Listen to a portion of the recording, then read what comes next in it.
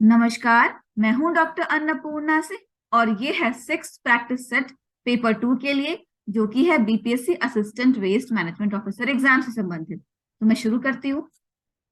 पहला सवाल, what is the full form of image? Indian medical association goes eco friendly, या फिर imager for magnetopause to aura global exploration, या फिर there is no full form, it just means a picture. Image का full form जब हम waste management के terms में बात करते हैं तो आंसर होगा A, Indian medical association goes eco friendly. ये भी नीति आयोग की रिपोर्ट में मैंने पढ़ा था, इसलिए मैंने ये सवाल रखा है। What does SHG stand for? A, self help group, B, short handed goals, C, second harmonic generation, या D, none of the above. Answer होगा ए, सेल्फ हेल्प ग्रुप। ये सॉलिड वेस्ट मैनेजमेंट की टर्म्स में definition है। जो solid waste management अलग अलग cities में होता है वो कुछ सेल्फ हेल्प ग्रुप्स की मदद से होता है, तो इसलिए SHG का मतलब होता है self help group. What is Haritha Karma Sena? Haritha Karma Sena क्या है?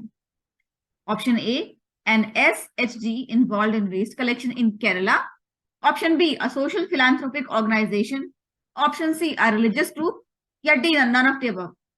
तो सोशल फिलांथ्रोपिक ऑर्गेनाइजेशन, फिलांथ्रोपिक का मतलब होता है जो मानव विकास के लिए काम करते हैं, या रिलीजियस ग्रुप है, कोई धार्मिक संस्था है, नहीं, ये दोनों में से कोई नहीं है। ये एक सेल्फ हेल्प ग्रुप है जो कि केरला में वेस्ट कलेक्शन के काम में मदद करते हैं। जैसे मैंने अभी कहा था कि सेल्फ हेल्प ग्रुप्स की मदद से वेस्ट कलेक्शन होता है, वेस्ट सेग्रीगेशन होता है। तो हरिथा कर्म सेना केरला में एक ग्रुप है जो वेस्ट कलेक्शन और सेग्रीगेशन का काम करते हैं। What do MCF and MRF stand for? Option A, Material Collection Facility and Material Recovery Facility. Option B, Material Collection Facility and Madras Rubber Factory. Option C, Mass Collection Facility and Movement for Rights and Freedom. Answer है A, Material Collection Facility and Material Recovery Facility. What are green worms? Green worms क्या संस्था है, क्या है? Option A, an organization involved in recycling of waste, an organization that is involved in only in vermicomposting, an organization involved in organic farming, या none of the above. Answer है ये A, an organization involved in recycling of waste. Green worms नाम है, पर ऐसा नहीं कि वो सिर्फ वर्मी कंपोस्टिंग करते हैं, वो रिसाइकलिंग ऑफ वेस्ट करते हैं शहर में, तो वो ऐसी एक संस्था है। What is vermi composting? ये इंपॉर्टेंट क्वेश्चन है, आपको वैसे ही पता होना चाहिए। वर्मी कंपोस्टिंग क्या होता है?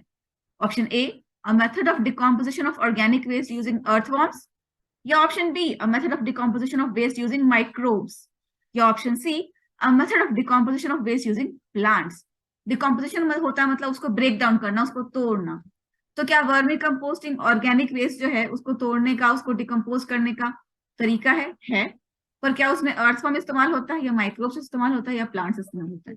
ऑप्शन ए आंसर है, a method of decomposition, या decomposition कह लें, बायोडिग्रेडेशन कह लें, of organic waste using earthworms.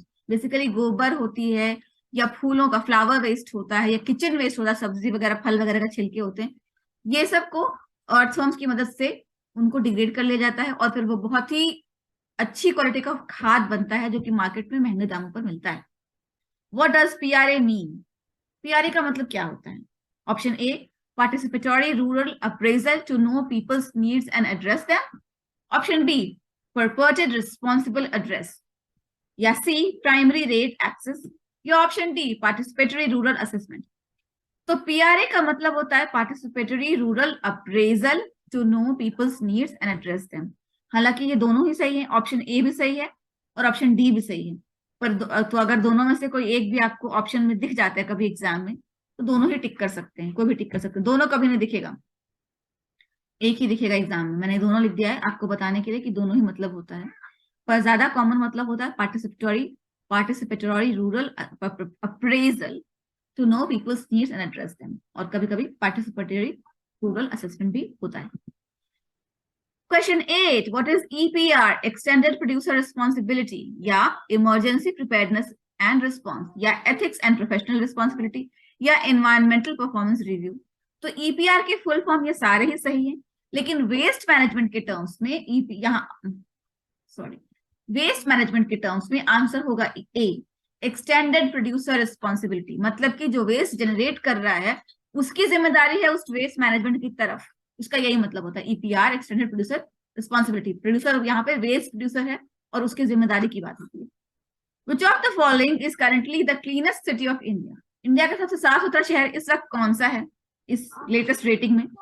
Option A Indore, option B Kanpur, option C Banaras, या ऑप्शन डी सूरत। आंसर है ए इंदौर, और इंदौर के बाद नंबर आता है सूरत का और फिर नवी मुंबई का। तो सबसे साफ सुथरा शहर इस वक्त तक इंडिया में 2022 तक इंदौर ही है। Question 10, which of the following is the dirtiest city of India? Kanpur है, या कोलकाता है, या पटना है, या सूरत है? शर्म की बात है लेकिन पटना ही है मेरा खुद का शहर। Option C is the answer. तो आज के लिए इतना ही। आशा है कि इस टेस्ट से आप अपनी तैयारी जांच पाएंगे, और जिस भी तरीके से, जिस भी सोर्स से आप तैयारी करते रहें, सिलेबस में जो टॉपिक्स दिए गए हैं वो आपका अच्छा से तैयार होना चाहिए, क्योंकि क्वेश्चंस वहीं से आएंगे। ये जो क्वेश्चन सेट मैं तैयार करती हूँ ये सिर्फ आपकी तैयारी को जांचने के लिए। Thank you. जय हिंद, जय भारत। और अभी तक अगर चैनल को सब्सक्राइब नहीं किया है तो सब्सक्राइब कर लीजिए, ना सिर्फ BPSC waste management officer exam के लिए लेकिन यूजीसी की नेट की तैयारी के लिए, और एनवायरमेंट साइंस से जुड़े हर टॉपिक के लिए मेरे चैनल पे वीडियोस हैं, तो आप उनको देखते रहें। अलग अलग प्लेलिस्ट में detail lectures of environmental science है, या mock test for UGC NET exams है, ये सारे प्लेलिस्ट हैं जो आपकी, या इन अ नटशेल ये भी अच्छा प्लेलिस्ट है, इसमें आपको मटेरियल्स रिलेटेड मिल जाएंगे। थैंक यू, और मिलती हूँ अगले